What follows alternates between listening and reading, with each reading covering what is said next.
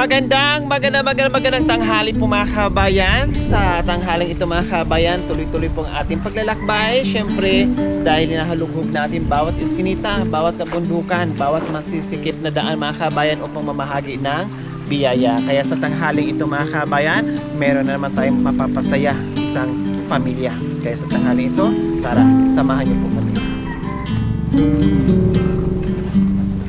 Bungad pa lang po mga kabayan, makikita na po natin yung bahay nila, no? Kita na natin at dama na natin yung kahirapan sa buhay. Dahil nakatukod na lang ito mga kabayan, no? Meron ng mga nakatukod dyan sa likuran para kahit paano hindi tuluyang bumagsak, no? Dahil malakas ang hangin ngayon mga kabayan. Kaya nakakaawa na yung sitwasyon. Last na aantig ako mga kabayan, kahit ganito yung pamumuhay pero hindi nakalimutan, halatang masipag, no? May mga gulay dyan, ayan, and then mga pahalaman nila. So ayan po mga kabayan, din may mga kalabasa dyan, may mga halaman, at isa pa mga kabayan, napakalinis ng kanilang paligid. O, diba? So ganyan lang po mga kabayan ang gagawin natin. O, bago kayo pumasok sa pintuan, meron kang matatanaw, makikita na mga halaman. Tao po! Ay, bahay ba to o tindahan? May mga Hindi sa amin sabit. po. Ha? Hindi sa amin po. Pati itong bahay hindi sa inyo. Bahay namin po. Oh. Nag-rent po sila Ako dyan? lang po. Hindi po. Anak? Parang tago lang po, ma'am. Kuwangan. Walang kasing konti-konti lang naman. Tinda-tinda. Parang pang ano lang, pang bigas lang bata-bata. po. Pangbilang bigas. At least meron. Opo. No. Kumusta? So, yung mister Ay, ko po. nandyan. Hello, good afternoon. Pasensya na sa aming disturbo. Anong pangalan ni nanay? Marites po. Marites. Opo. May bisita din kayong si Marisol. Kung hindi nyo tanong yung pangalan ko, ako na naman magsabi. Ako nga po pala si Marisol. Kayo si Marites po. Kumusta ang chismis ngayon? Balitaan nyo ako sa Channel 7. Ako magbabalita sa inyo sa Channel 2. Wala akong Sabi, kakailang mga tismis ko dito. Dito lang ako sa bahay. Hindi ako naglalabas po. Hindi kayo naglalabas. Kaya pinupuntahan kayo ni Mirasol kasi ako na mamamalita sa inyo. Oh, so handa na kayo makinig sa chismis. Opo. Handa na. Opo. Pinapatawa na natin si Kuya kasi kitang-kita ko mayroong dinadamdam si Kuya. Anong pangalan ni Kuya? Jojo po. Si Jojo. Ano nangyari? Maitanong ko, may nakatabi kayong tungkod at saklay. Na-disgrasya po ako ng motor atin. Sa August. Tapos, Yung tuhod ko po, hindi na po maunat. maituwid, May tungod ko. naoperahan po kayo. Operan po sana pero bakal naman po. Wala naman kami sa pira-pira. Oo. Kailan lang kayo na-disgrasya? Mga ilang taon na? Mag-ilang buwan pa lang po. Ay, buwan pala. Limang buwan Apat po. pa lang po. Kundi dinala nyo sana sa Baguio kasi ang Baguio hindi maganda ang service, hindi kamahalan. And then bukod doon, maraming malapitan ng mga ahensya na pwedeng mahingian ng tulong, no? Ang problema lang talaga is yung pamasahe mo para makarating ng Baguio. And then meron namang indigency, so madali na lang yun at kukunti na lang sana yung idagdag kahit yun nga yung pamasahe lang talaga at pagkain at budget mo doon sa hospital habang ginagamot po kayo doon. Paano po nangyari Kuya Jojo yung disgrasya? Yung mayroon po kasing tumawid na aso po eh. Oo, nagda-drive kayo. Opo, nagdadrive po Tapos ako. Yung aso biglang Tumawid? Tumawid po yun. nahagip. Nagip ko po. Yun na pagprino ko ng Sa harap. sa harap ng motor ko, bumaliktad po kami. Patay yung aso. Hindi po. O kasi mahirap talaga. Normal kayo, hindi kayo lasing noon, hindi nakainom, Hindi naman po eh. galing kayo sa trabaho. Opo. O madalas talaga nangyayaring ganyan, no, na yung bang yung mga pusa, aso, napakalat-kalat lang dyan. And then, hindi naman natin alam, no, na ang ganda ng drive mo tapos biglang susulpot yung yung aso o kaya pusa. Tapos syempre pag once na nakagat ng gulong yan, asahan mo matutumba ka, either matutumba ka or tatumbling ka talaga o humiwalay ka doon sa tricycle o sa motor. I mean sa motor na dinadala mo, nakakadisgrasya. Meron pa ngang iba, may kambing, may baka, no, kung ano pang mga kahayupan. Pwede ba ang pakawalan nila yung yung tigre? Malaki na yun. Para hindi na masagasaan, tayo na yung hahabulin. 'Di ba? So nangyari yun, Kuya Jojo. Wala kayong nakaangkas? Kayo lang po? Meron po. Meron. Ito po yung anak ko Yung po anak ko po. Mabuti dito na lang sa kanyang dito niya po. Tapos sino pa? Saka kinuha yung mga tao na daw doon. Barkada ko po eh. Ibig sabihin, maliit pa siya noon. Hindi po. Ay, ito Ganito na. po. Ito na po. Buti na lang sa kanya May dito. anghel na po siya. Yun Tumalsik po. siya. Hindi ko na malayan po kasi yung pagbagsak ko po, wala na. Hinimatay na kayo. Nawalan po ako ng malay. Pinulo na bigla daw mga tao daw nakakita sila. Yung mga babae daw. Ito, umiiyak na daw. At butin lang din, Kuya Jojo, walang sasakyan na pasalubong sa inyo. Kaya, Di ba? Dahil kung meron, siyempre, hindi naman din alam ng kasalubong nyo kung ganun ang mangyayari. Mabilis yung takbo niya, paano kung meron. Tapos nakahandusay kayo bigla doon sa gitna ng kalsada. Doble disgrasya, di ba? O ngayon, ano bang trabaho ni Kuya Jojo dati? bakery po ako. So yung time na disgrasya galing kayo sa bakery, pauwi na ng bahay. So ngayon, paano na ang buhay? Ilan ba ang anak niyo po, Kuya Jojo? Bali, 6 na po. 6 sila po. Bunso ko po. 6. So paano na ang buhay ngayon? yung ito po eh, kumukuha na lang po ng suso. Gulay Binibenta. minsan. May binta-binta ko yan. Mga Pananim niyo tanim ko dyan sa po. paligid. At napakasipag nyo.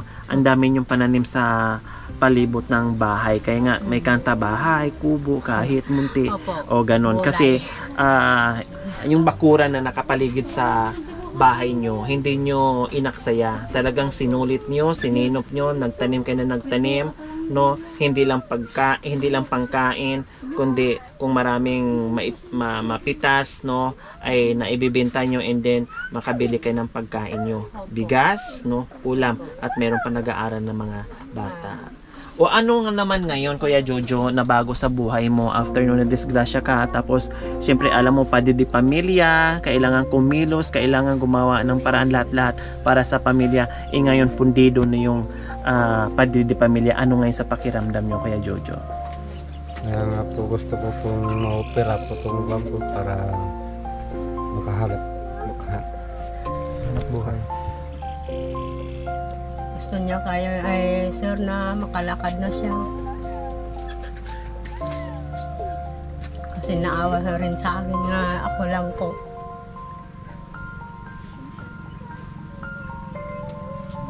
So yun, naging emotional si Kuya Jojo. Siyempre na-miss niya yung trabaho na dating kahit gaano kahirap yung buhay, pero basta masipag ka lang, may trabaho lang, mairaos yung pamilya.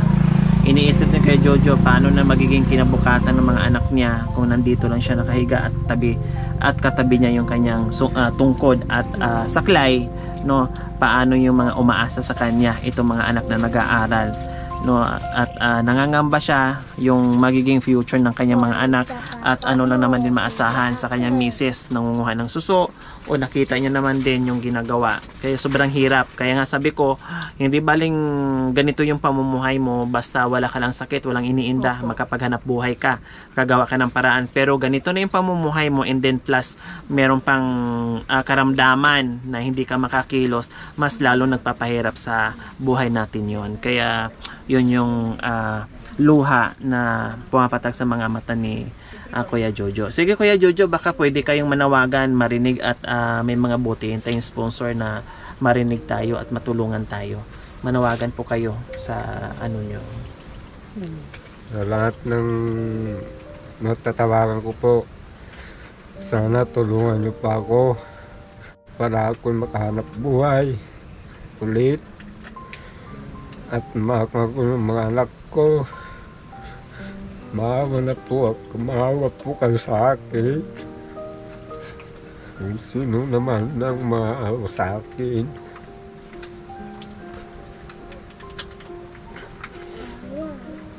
Yun lang po ang hinihiling ko.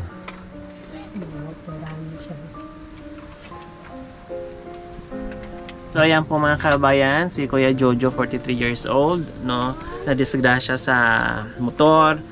4 months nang nandito lang nakahiga at nakaupo sa papag mga kabayan at nagaantay ng bukas kung kailan magkaroon ng pera o sapat na pera para maoperahan at bumalik sa normal at makapagtrabaho at para sa mga anak niya. Kasi sabi ko nga kanina, maliliit pa yung mga anak niya at talagang kailangan pa dahil ang hirap po mga kabayan pag nawalan ka ng padre de pamilya. At huwag tayo mawalan ng pag-asa, Kuya Jojo. Dasal lang at malay natin merong biyaya na ipagkaloob sa atin dahil kasama naman natin yung ating mga sponsors, subscribers, followers, YouTube members, viewers, commentators at nawa ay mabigyan tayo ng biyaya, no? So Kuya Jojo, nadisgrasya kayo, tama. So after nun, hinimatay kayo, after nun dinala kayo sa ospital. Sa center lang po. Sa center, hindi kayo na check up. Na-check up po ito. Pero sinasabi nila pumunta kami ng ospital dyan Tayog. sa Tayog. Pinupunta kami doon sa Baguio or Dagupan? Dagupan po. Sa Region 1. Pumunta naman po kami doon. Kaya lang, back naman po daw. Malaking pera naman ang Kailangan. Sabi ko nga, kung sa Baguio, talagang malaki ang less doon at maraming mga pwedeng lapitan doon sa Baguio. Medyo kalayuan ng konti, pero tiyak talaga doon na makalis-less talaga sa expenses. No, ganun pa man, wag mawalan ng pag-asa. Sa abot ng ating makakaya ay gagawin natin kung ano po yung pwede nating ibigay, Kuya Jojo. So ayan po mga kabayan, yung x-ray ni Kuya Jojo doon sa tuhod niya. Mukhang ito yung before, hindi ko alam, no? Then ito na ngayon. Normal. Oh, ito yung normal and then ito na ngayon. So napakalayo, no, sa before and after. Napakalayo po talaga dito, parang humiwalay na, no? Siguro delikado din mga kabayan pag once na ganyan, no, lalo na pag may damage yung buto, pag natagalan magkaroon ng infection and then lalala and then ang ending is puputulin na lang, no. Kaya kailangan habang maaga pa lang na hindi tatagal at hindi aabot ng ilang buwan o ilang taon habang kaya pang ayusin, so dapat ay maayos na agad-agad. Okay. Ito yung aming handog sa inyo. Plus, meron pang assorted groceries, no? At isang tray natin na itlog. O, may paninda kayang itlog, Ate Marites? Wala po. Wala kayong panindang itlog? O, ito pwede yung itinda. Dagdag dyan, sabit sa... Sawa na ako ng gulay po. Ay, akala ko nagsawa na kayo sa itlog. Hindi po. Gulay pala. O, syempre, kahit sino naman, pag yung ang ulam mo araw-araw ay gulay, maghahanap din ng karne. Kahit paminsan-minsan. O mahal, okay, sige, para makaulam kayo ng karne, bibigyan din kita pambili ng masarap na ulam. O bumili kayo ng karne. Para pagsalo-saluhan nyo mamaya, para hindi lang puro gulay. Okay, sige. Anong mensahe nyo, Ate Marites? Anong mensahe nyo po sa biyaya na natanggap natin? Maraming salamat po sa tulong nyo po. Sana mapakinggan kami nga, hingi kami po ng tulong para maano sa mister ko po. Para makabalik po sa trabaho niya po. Yun lang po. Ayan. Kuya, mensahe nyo po sa biyayang natanggap nyo po. Maraming salamat po sa inyo, lahat ng yung binigay nyo sa amin. Maraming salamat po talaga. Sana matulungan nyo na po ako para makabalik na po ako sa trabaho. Yun lang po. Salamat. Ayan, okay. Maraming salamat po talaga sa walang sawang pagmamahal from Mrs. NJ. Silent sponsor from Woodland, California na taga San Nicolas, Pangasinan. Ma'am Abit Santos from LA, California. SNY Furniture and Jessica Eugenio, Palmdale, California, USA. Maraming salamat po sa inyong ginituang puso. Naway pagpalain po tayo ng Panginoong Diyos sa araw-araw. Naway ibigyan po tayo ng kalakasan ng katawan sa araw-araw. Naway ibigyan po tayo ng mahabang buhay sa ganun. Marami po tayong matulungan na gaya nila. Sa mga kabayan, huwag niyo pong kalimutan, pakishare at subscribe sa aking YouTube channel, Lori Aquino Trita. Maraming salamat po, Gabi sa Sol!